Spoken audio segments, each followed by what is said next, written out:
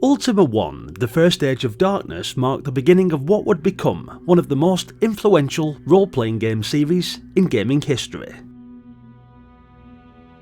Originally conjured into existence by Richard Garriott, also known as Lord British, the game laid the groundwork for an entire generation of RPGs. And while the very first version was brewed up for the Apple II back in 1981, it's the 1986 Commodore 64 remake that many players fondly remember today, mostly because they didn't have to remortgage the house to afford an Apple. This version, ported by David Shapiro, manages to cram a whole medieval meets space odyssey universe into the C64's 64K of RAM, and still leaves enough room for your imagination to do most of the heavy lifting. The game throws you into a sprawling world with 4 continents to explore, complete with towns, castles and dungeons. You're left to your own devices with little more than a sword, some pocket change, and the vague suggestion that there's an evil wizard named Mondain who probably deserves a good thrashing. You've got a large open world, character creation, lots of keyboard commands to memorise, and that signature mix of turn-based combat that would go on to define the entire Ultima series. Ultima I was actually the last of the original trilogy to arrive on the Commodore 64. Ultima II and Ultima III landed in 1984, 2 years before this supposed first entry made its appearance. So if you felt a bit confused back then playing the sequel before the original, don't worry, so did everyone else. It's like watching The Empire Strikes Back before A New Hope, only with more ASCII dungeons and fewer lightsabers. That said, Ultima I on the C64 actually feels better than its Apple II sibling.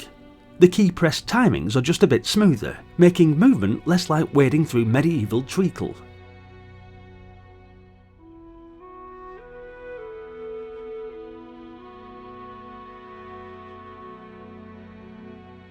The graphics are also noticeably more colourful, though sadly there's no music, and only the odd sound effect here and there.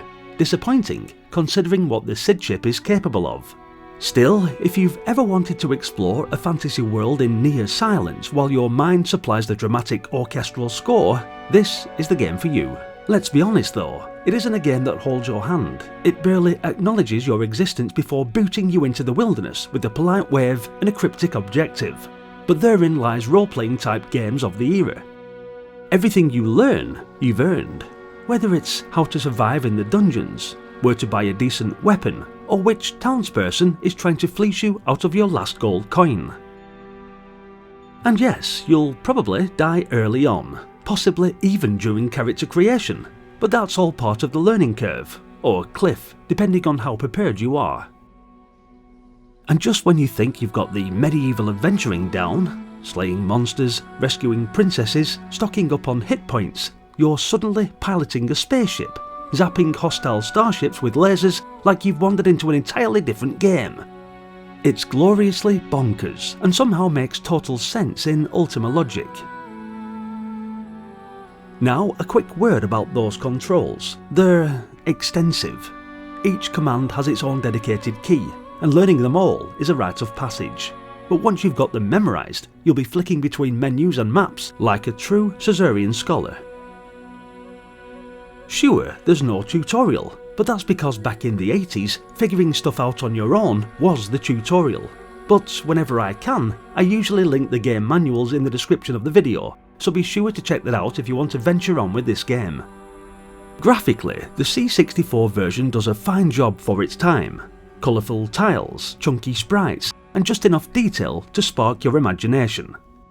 It's not going to rival the latest AAA open world if you're coming here as a retro enthusiast, but it will give you a solid sense of place, purpose, and peril.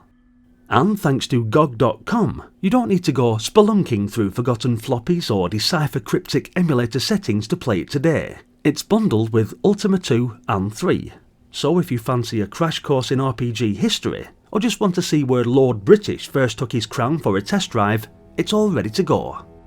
So, what's the verdict? Well, it's rough around the edges, occasionally baffling, and sounds like a mime show, but it's also ambitious, groundbreaking, and surprisingly fun once you get into it.